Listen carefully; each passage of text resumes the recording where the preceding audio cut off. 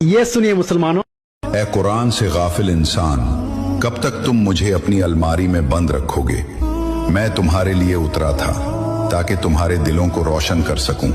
मैं सूरतुल मुल्क हूं, मुझे हर रात पढ़ो, मैं तुम्हें कब्र के अजाब से बचा लूंगी, जमीन के अंधेरों में तुम्हारा नूर बनूंगी।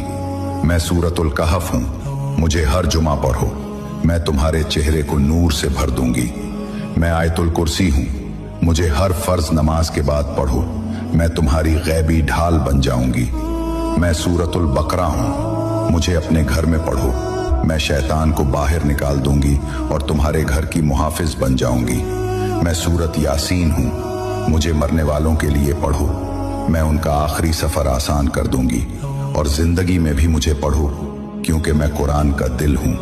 ए आदम के बेटे, अगर तुमने मुझे पढ़ा होता तो मैं तुम्हारे हक में गवाही देता और आसमानों में तुम्हारा नाम बुलंद करता।